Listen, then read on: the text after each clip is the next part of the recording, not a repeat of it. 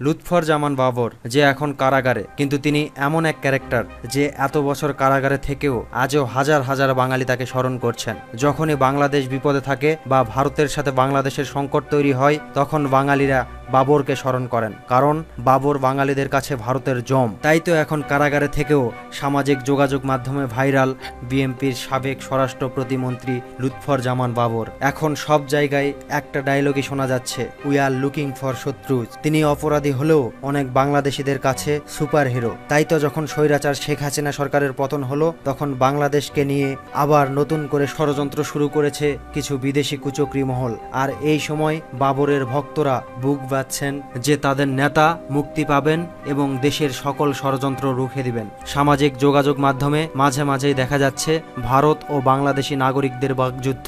আর এই বাকযুদ্ধে বাংলাদেশিরা বাবরকেই ঢাল হিসাবে ব্যবহার করছেন, কারণ ইতিহাস বলে বাবরকে নাকি ভারতীয়রা ভয় পায়। এর পেছনে আছে এক অন্যরকম ইতিহাস। আমরা সবাই জানি সেভেন সিস্টার খ্যাত ভারতের 7টি রাজ্য অরুণাচল প্রদেশ, আসাম, ত্রিপুরা, মণিপুর, মেঘালয়, মিজোরাম এবং নাগাল্যান্ড অনেক দিন ধরেই তাদের স্বাধীনতার জন্য সংগ্রাম করে আসছে। আর এই সেভেন সিস্টারের সাথেই রয়েছে বাবরের এক ভয়ঙ্কর সম্পর্ক। মানুষ তো মজা করে ভারতকে সেভেন সিস্টারের ভাই বলে, কারণ বাবর তাদের স্বাধীনতা চেয়েছিল। ইতিহাস জানতে হলে আমাদের একটু পিছনে যেতে হবে। 2003 সালে তারেক রহমান বলেছিল বাংলাদেশের মানচিত্র আরও বাড়বে। মৌলানা ভাসানীও ভারতের কয়েকটি রাজ্যকে বাংলাদেশের বলে দাবি করেন। 2004 সালে বিএনপি যখন ক্ষমতায়, তখন বাবর বাংলাদেশের স্বরাষ্ট্র প্রতিমন্ত্রী। তিনি সেভেন সিস্টারের আন্দোলনকে বেগবান করার জন্য 10 ট্রাক অস্ত্র পাঠানোর চেষ্টা করেন, যার বাজার মূল্য ছিল 27,000 কোটি টাকা, যা দিয়ে একটি পদ্মা সেতু নির্মাণ করা যেত। কিন্তু তার এ চেষ্টা ব্যর্থ হয়। ধারণা করা হচ্ছিল তার এই অস্ত্র সেভেন সিস্টারে পৌঁছালে হয়তো তারা স্বাধীন হয়ে যেত। তাই বাবরকে ভারত অনেক ভয় পায়, তাদের সার্বভৌমত্বের হুমকি মনে করত। সে সময় বাংলাদেশ সীমান্তে এখনকার মতো পাখির মতো গুলি করা হতো না, কারণ একটা গুলি চললে বাংলাদেশ থেকে 2টি গুলি করা হতো। পাকিস্তান আর চীন মিলে ওই সময় ইন্ডিয়ার যা করতে পারে নাই তা বাবর একাই করে দেখিয়েছিল।